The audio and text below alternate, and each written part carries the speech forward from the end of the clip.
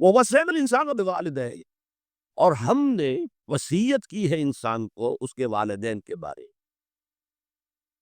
یہ بھی فطرت انسانی میں ہے، والدین کا شکر ادا کرنا، والدین کے حقوق تسلیم کرنا، ماننا، ان کی خدمت کرنا۔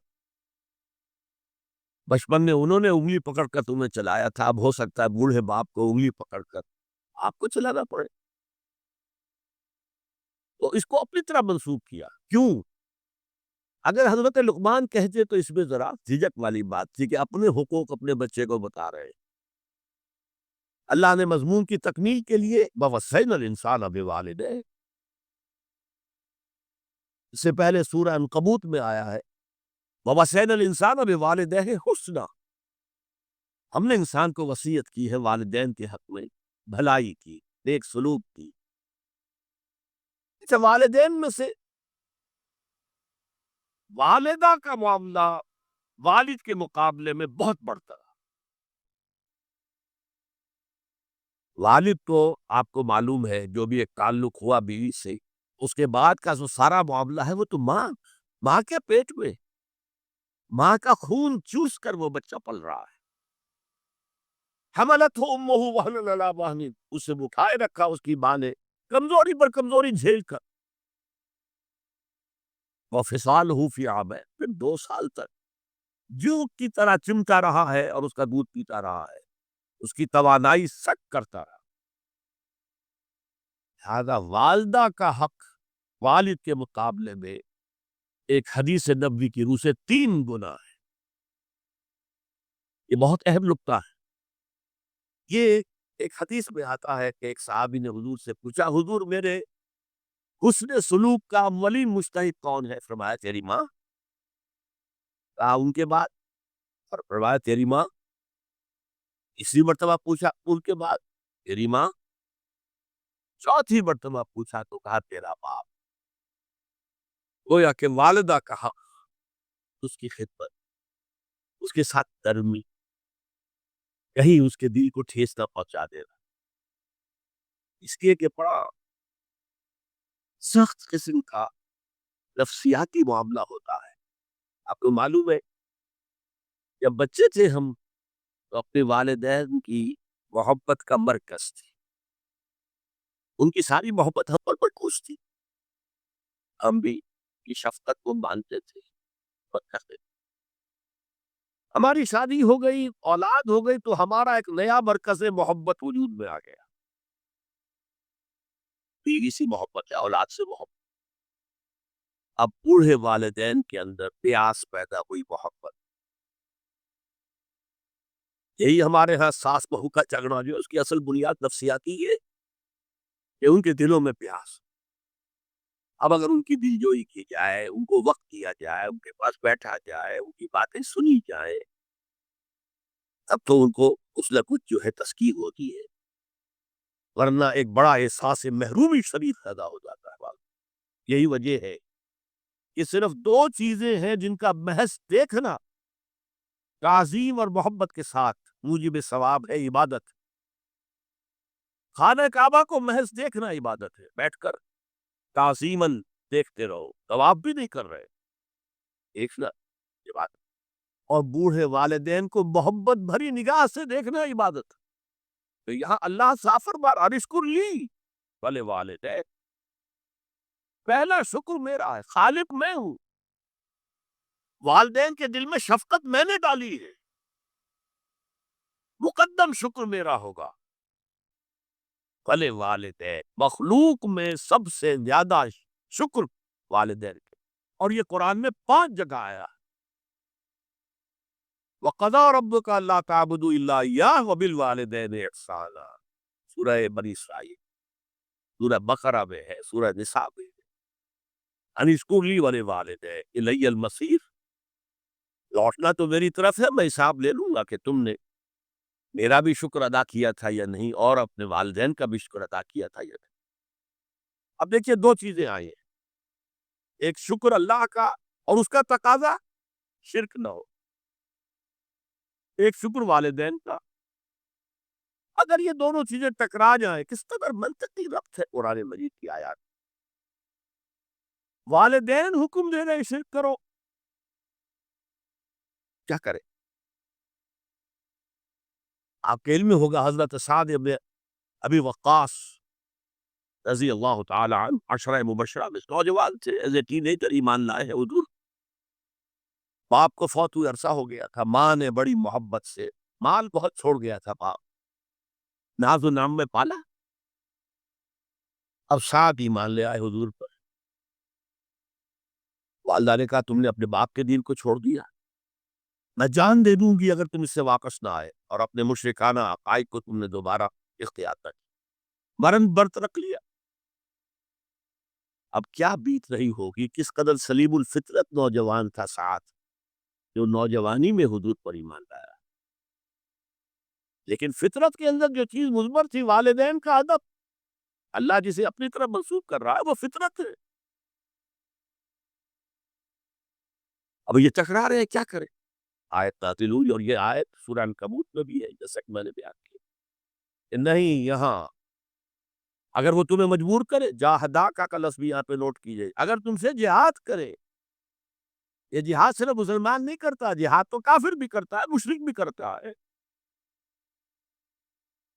لیکن جہاد ہے، مجبور کر رہے، پریس کر رہے کہ اپنے آبائی دین میں واپس آ جائے. مصعب بن عمیر کو برہنہ مادر ذات کر کے چچا نے نکال دیا، نہایت ناز و نام نے پلا ہوا نوجوان. نہرو جی کے بارے میں کہا جاتا ہے ان کے کپڑے پیرس سے سل کر آتے تھے، ان کا 200 درہم کا جوڑا شام سے تیار ہو کر آتا تھا. تو آپ اتنی دولت چھوڑ کے آتے، اور جہاں سے مصعب گزر جاتا تھا خوشبو اتنی رچی بسی ہوتی تھی ان کے لباس میں کہ پوری گلی، پورا بازار مہک جا رہا ہے، لوگ ہاں مصعب جا رہا. جب ایمان لے آئے، چچا نے کہا دیکھو یہ ساری دولت تمہارے مشرک باپ کی ہے، اب نکل جاؤ گھر سے، تمہارا کوئی حق نہیں ہے. اٹھ کر چلنے لگے تو کہا یہ کپڑے جو تمہارے جسم پر ہیں وہ بھی اسی مشرک باپ کے ہیں، اتار دو. مادر ذات برہنہ ہو کر ماں کے پاس آئے، انہوں نے آنکھوں پر ہاتھ رکھے. وہ سب کیا ہوا ہے؟ کہا ماں میں موحد ہو گیا. یہ ہے توحید. موحد اپنے آپ کو سمجھنا کچھ اور ہے. زندہ قوت سی زمانے میں یہ توحید کبھی، اور اب کیا ہے، فقط ایک مسئلہ علم کلام. وَإِن جَاهَدَاكَ عَلَىٰ أَن تُشْرِكَ بِي مَا لَيْسَ لَكَ بِهِ عِلْمٌ فَلَا تُطِعْهُمَا. اچھا یہ دو انداز آتے ہیں شرک کے بارے میں. مَا لَيْسَ لَكَ بِهِ علم، تمہارے پاس کوئی علم نہیں ہے ان ہستیوں کے بارے میں جن کے بارے میں کہا جاتا ہے کہ وہ خدا کے شریک ہے. عقلاً جو ہے یہ عقل انسانی تسلیم نہیں کرتی. ایک ہی ارادہ ہے، ایک ہی اسکیم ہے، ایک ہی حکمت ہے، ایک ہی پلان ہے جو پوری کائنات کو اپنے احاطے میں لیے ہوئے. یا کہا جاتا ہے ما لم ينزل به سلطانا، کسی ایسی ہستی کو شریک نہ کرو جس کے لیے اللہ نے کوئی سند نہیں اتاری. اللہ اگر کہتا میرے ساتھ یہ بھی شریک ہے تو ٹھیک ہے، ہم اللہ کو سجدہ کرتے اس کو بھی کرتے. جیسے کہ حضور سے کہلوایا گیا ان کان للرحمن ولد فانا اول العابدین، اگر رحمان کا کوئی بیٹا ہوتا سب سے پہلے میں عبادت کرتا ہوں. کوئی نہیں ہے، نہ بیٹا ہے نہ بیٹی ہے. قل هو اللہ احد اللہ الصمد لم یلد ولم یولد ولم یکن له کفوا احد. تو فرمایا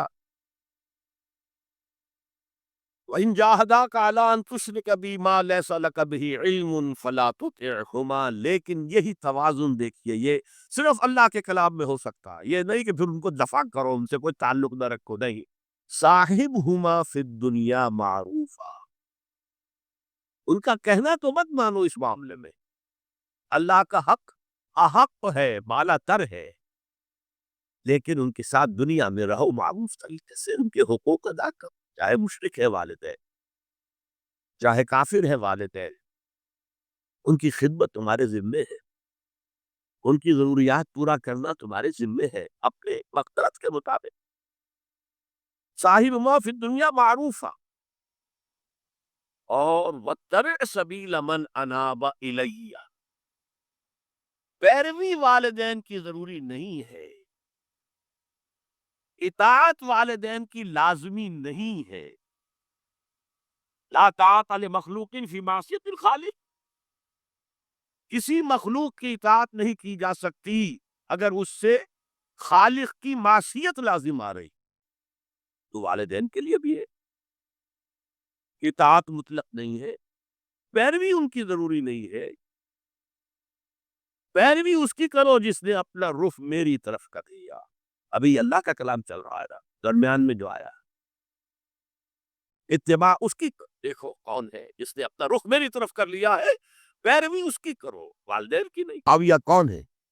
وہ خود ایک صحابی رسول ہے، جلیل القدر صحابی رسول ہے، اور آپ کو میں نے کل بھی بتایا تھا کہ حضرت معاویہ رضی اللہ تعالیٰ عنہ کی ایک ہمشیرہ ام حبیبہ رضی اللہ تعالیٰ عنہ حضور کے ازواج مطہرات میں سے ہیں، تو حضور کے گویا کے برادر نسبتی ہوئے۔ جو چند لوگ جو وحی کے لکھنے پر جو جو کاتبین وحی جو حضور نے مقرر کیے تھے، ان میں سے ایک حضرت معاویہ بھی ہے۔ پھر حضرت معاویہ کے لیے حضور کی دعا ہمیں ملتی ہے، اللہم اجعلہ ہادیا مہدیا، اے اللہ اسے ہادی ہدایت دینے والا بنا دے اور مہدی بنا دے جو ہدایت یافتہ ہو۔ تو یہ ان کی شان ہے۔ اور پھر یہ کہ ان کے زمانے میں جب عالم اسلام متحد ہو گیا، داخلی خلفشار ختم ہو گیا، تو فتوحات کا سلسلہ بھی دوبارہ جاری ہو گیا۔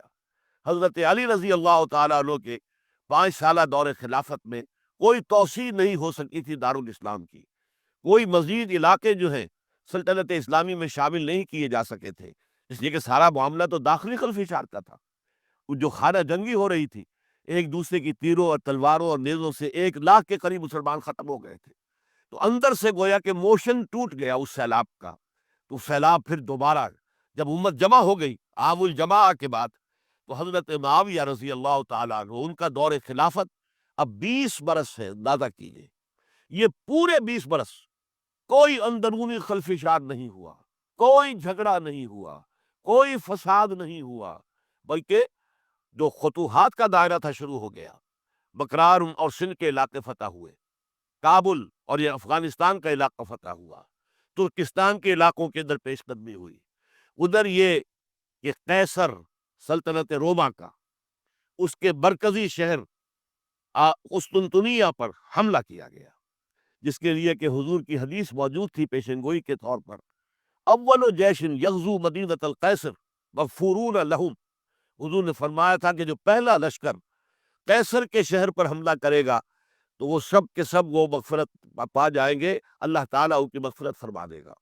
اگرچہ کامیابی نہیں ہوئی، لیکن اس پیشن گوئی کی وجہ سے آپ کو معلوم ہے کہ حضرت ایوب رضی اللہ تعالی عنہ ان کو بھی اس پیشن گوئی کی وجہ سے، حالانکہ 90 برس سے اوپر عمر کی، لیکن وہ بھی کہا انہوں نے کہ میں بھی اس میں جانا چاہتا ہوں، چنانچہ اس لشکر میں گئے، وہی فوت ہوئے۔